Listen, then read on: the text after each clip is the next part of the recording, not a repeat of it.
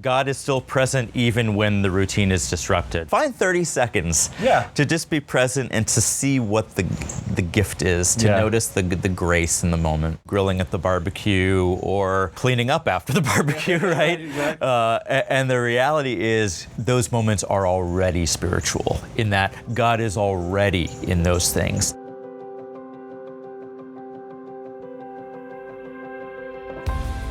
Welcome to Bearing Light, a podcast of the Georgia Bulletin, news source of the Catholic Archdiocese of Atlanta. I'm Nicole Golden. My colleague Andrew Nelson traveled to the Ignatius House Jesuit Retreat Center in Sandy Springs recently to speak with spiritual director Andy Otto. In their conversation, they talked about how summer holidays, a picnic at the park, or even standing at a grill, keeping an eye on the charcoal, isn't a break from the divine, but where people can meet God. Andy also shares insight into a practice of reflection, known as the Ignatian Examen, a simple daily prayer rooted in gratitude that invites us to see God's presence more clearly in our daily lives. Hello, this is Andrew Nelson. I'm a co-host of the Bearing Light podcast. I am here with Andy Otto, a retreat director and spiritual director here at Ignatius House Jesuit Retreat Center. We are speaking outside on the beautiful grounds of the retreat center, looking out on a hillside of beautiful trees and just really enjoying this touch of nature. Andy, hello. Glad to be here, Andrew. Thank you very much. So, can you tell me what the role is of a spiritual director, retreat director, and what your background is a little bit? Yeah. So I studied theology because I wanted to be in ministry, and I also was trained to be a spiritual director. Now, there's a difference between a spiritual director and a retreat director. A spiritual director is someone who companions another person, typically meeting for an hour once a month, to listen to the ways that God's Spirit is moving in their lives. They're not there to be a guru or to tell them what to do or how to live their life, but to be a co-listener, maybe to offer some prompts, maybe to mirror some things that they hear that the person doesn't necessarily see themselves, to help journey with them in their relationship with God. A retreat director takes those gifts to the context of a retreat, companioning retreatants as they go out and pray and reflect on their relationship with God. So they may give prompts, they may give scripture passages to pray with, but they may or may not be interacting with the person. But the role, I would say the role of a retreat director is to have a healthy step back to leave room for the Spirit, right? We always talk about spiritual directors that we need to get out of the way of God, right? St. Ignatius very famously said the Creator deals directly with the creature. You're an expert on things of spirituality. So we want to talk to you about spirituality during the summer. Can you tell us a little bit about how you kind of understand spirituality during the summer, what it might mean for people whose rhythms are broken up? Yeah, I think any change of season can be challenging to our routines, especially the summer. And I'm speaking myself as a parent of 3 kids where now school's over. What now? Yeah. When do we take our family holiday camps and things like that? And I think for many people, it is this break in routine. But I don't think that needs to break our spirituality, right? Our spirituality, our connection with God, with the divine is not connected with, or it's not completely dependent on routine, right? Mm-hmm. Obviously, many of us might have morning prayer routines and everything, but if kids are getting up at different times or we're away from home, my prayer habit that I was used to during the year may kind of fall to the wayside. So the question is, what now? And I think that actually comes up a lot in my conversation with people in spiritual direction is, I travel for business, right? And I'm away from home, I'm away from my normal rhythms. I'm not praying in the way that I want to, right? Or I'm used to, you know, Or I'm used to, perhaps yeah. I would take my kids to school car line, right? And then I would have a few minutes in the car before either going to work or going back home. But if, as you say, breakfast is all messed at a different times for different young people or different activities. Or maybe we're taking a beach trip and the Airbnb, we're sharing a cramped space. Yes. And like for me, my normal routine is, 30 minutes before the kids get up, I have my coffee and I have my quiet time and my prayer time. And when we're on vacation, I just don't have that in the same way. Right. And so how do I find that time? And the wonderful gift, I think, of Ignatian spirituality, which is what we seek to live out and share at Ignatius House, is that God is still present even when the routine is disrupted, right? That I can find these moments of quiet, of presence, even in the midst of being with my children or sitting on the beach or driving a bit further distance to drop my kids off at camp. God is present, and so, I can be detached from the agenda, if you will, because prayer and time with God, it's not about productivity. It's not about, another thing on my to-do list, right? Right. There's a contemplative sense to it. And to be a contemplative person means to recognize that presence wherever you go. Yeah, that's beautiful. That's really good. As we're talking about spirituality and we're talking about summertime, what does intentional rest look like? What, on a typical day, would you say, what does it mean to be intentional during the summertime, would you say? I've thought about this idea recently of true rest versus false rest. Oh, great. And I think false rest are those things that I may enjoy, but they're not really restorative. So I think about how I can get, down the YouTube rabbit hole, and I'm watching all these videos, which are interesting, right? I enjoy it, right? Or on my computer or whatever it might be. But that's not true rest, right? True rest is something that restores the soul, that gives me life, right? There's a Latin term that's been used, even by the monks, otium, O-T-I-U-M, otium, and it's this idea of this true leisure that's good, right? It's not about being lazy, but it's this, and it's not about achieving something.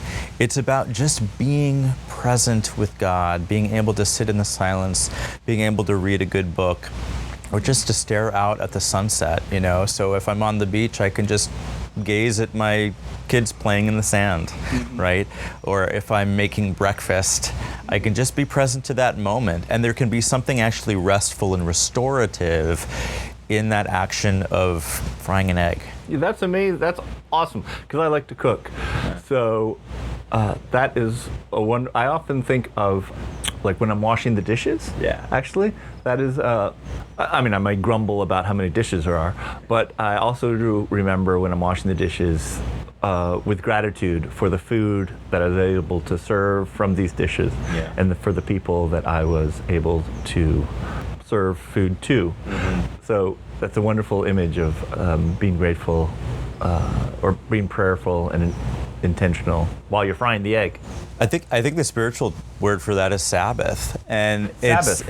it's a broader understanding of Sabbath than not just a single day or something, but the spirit of Sabbath that I can bring into whatever season of life I'm in, or even whatever, even if it's the season of summer, right? Yeah. That I can find this idea of Sabbath, of restorative rest, wherever I am. That Sabbath is for the sake of the rest itself, right? Sake of the rest itself. We tend to think that rest or retreat even is so we can now have more energy and productivity for work or for my daily life. No, right? It is for the sake of itself, right? So I take a vacation from work, I take a week off, not so I can go be better at work eventually, but so I can actually be better at rest, right? So I can be with my family, I can do things that are meaningful to me, I can take a photograph because I'm present to the moment, not because I'm just trying to escape. Sure. Right? So there's a difference there, and I think as a society, we're not always good at rest. Yeah. Yeah, and since you mentioned retreat just now, why don't we take a quick moment?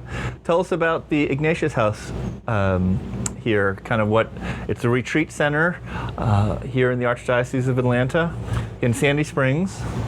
Yeah, Ignatius House is a gem that has been around since 1960, offering silent retreats to people mostly in the region, but we've reached farther than that. People can travel a distance to be here. But we seek to offer a space that facilitates an encounter with God. We're right here on the edge of the Chattahoochee River. We have 1.5 miles of trails. We're in the woods. You don't realize how close we are to the city. And there's a space to just be silent and to listen and to be and to find that rest, right? To put aside, to take off the hats that we wear, to step aside from all the roles and responsibilities that we have, right, of the world, to step aside and to be with God, to examine those things of the world, of our work, of our families, of our lives, in the context of God. And I like to imagine God gazing upon my life as I look at my life. What does God see? How is God calling me to be more the person God has made me to be, So I can go back out into the world a bit freer and a bit more loving. Yeah. 65 years, that's right? You said 1960? Yeah, right. That's right. amazing. That's what a great asset that we have here. And for listeners who aren't aware or haven't been here, really strongly encourage them to check you out. As a spiritual director, a retreat director, do you have any thoughts on what might be a small practice that a person perhaps can adopt during the summertime that could enhance spirituality? I think the go-to for us people in the Ignatian world is the examen prayer, which is just a prayerful review of the last day, the last 24 hours. And many people do it right before bed, but again, it doesn't need to be completely attached to a schedule. So if you're traveling, if you are on the road, whatever it might be, if you have less time than normal, the examen is a wonderful opportunity to pause for a few minutes, to look back over the day with God, again, sort of through God's eyes, of where you felt connected to God, where you were living out of your best self, where you maybe could have made better choices, where you were most grateful. There are a few steps to, right? It's There sort of are. methodical. Can you kind of real quick walk me through? Yeah, Ignatius gave 5 steps. One is really just recognizing you're in the presence of God, asking. So that's number one. That's number one. Pause, take a breath. Exactly. I'm in the presence Holy of God. Spirit is presence. Show me what I need to see. The second step is gratitude. Where are the gifts that God has given to me during the day? Because if you see the gifts, you see the giver, right? And so I just love that Ignatius really starts things out with gratitude. Yeah. Next is to review your day, to see where God has been, where you felt maybe distant from God. How did I love my neighbor today, right? Where did I make good choices? Where did I respond to God's gifts not so well? Right? And so I do that. I just take my time, right? Yeah. I see that humanity. I see my humanness, and then the next step is to ask for forgiveness where I need to make amends. And then the sort of the final step is, how am I going to live tomorrow differently? Right? How has this prayer time, this examen changed me? And the great thing about the examen is, yes, there's 5 steps, but it's a framework, but there's a flexibility to it. At the end of the day, if I don't have a lot of time, if I can just name 3 things I'm grateful for, I rest a lot easier at night, right? So if I'm in the car, I'm busy, we have a beach trip planned, I can just even, in the car when the kids are maybe on their screen time, I can do a little reflection of gratitude. Yeah. That's sort of a mini examen, right? Yeah, and that's I can beautiful. take that wherever I go. Yeah. Yeah, so it doesn't have to be, if you don't have those 30 minutes of quiet before the house starts to bustle, a gratitude reflection of thoughts of the day. It's all about awareness. It's all about awareness. And I think the hope with the examine is that the more you begin to look back and reflect on your day and where God has been, the more you're able to do that in the present moment,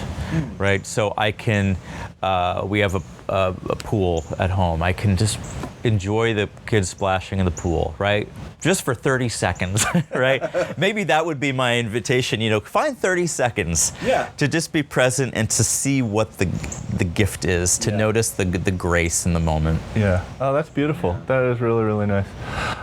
So I guess what I love of hearing you describe that is it's very portable, right? If you, if you are going with your family to a picnic in Piedmont Park, let's say. Yep. You have a few moments, you're taking out the sandwiches, kids are running around or whatever, or if you're just with your loved boyfriend, girlfriend, spouse, you can just think about the gratitude for that moment. And use your senses, right? Hearing the kids laugh, feeling the breeze on your face, biting into the sandwich and enjoying it, right? So, St. Ignatius really spoke a lot about the senses and how God can speak to us through these senses, through these feelings, right? So it's a very tangible way to access God's reality. Yeah. It's very like I think you would use the word humanness, right? It's very grounded, right? Like it does not necessarily have to be something where the angels play, but rather it could be like, hey, it's a hot day, I'm having a nice cool drink. Yes. Yeah. Right. It's an incarnational spirituality, right? It fits well within the Catholic sacramental imagination, right? Stuff we can see, touch, feel. That's how God speaks. So let me ask you this: when we are involved in activities during the summer, how do we find spirituality at the poolside, running around doing errands, doing things out of our routine? Do you have any tips on what people can do? I think the mistake is that we think those things are not spiritual. Oh.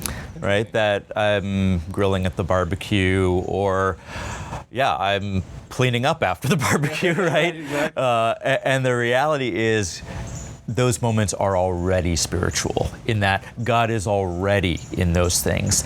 And I think our work is, and this is what it means to be contemplative, is to see the presence of God in those things, to see the grace and the gift in those things, right? That my cooking food for someone is a gift. There's something holy there.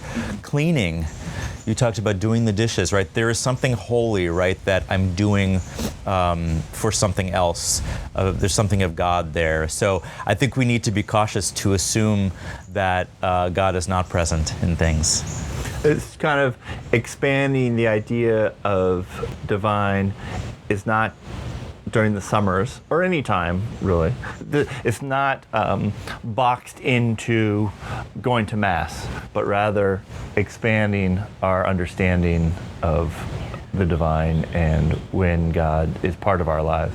Yeah, God is there all 7 days a week and all 4 seasons, right? And, if we're on a holiday or something or traveling, we try to go to Mass, right? Of course. But it's also those times in between. Yes.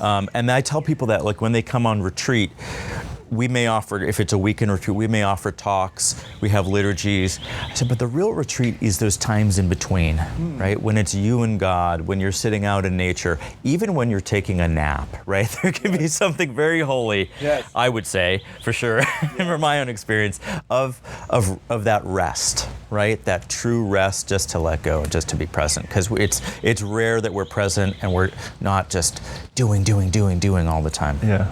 You live here in the Archdiocese of Atlanta, obviously.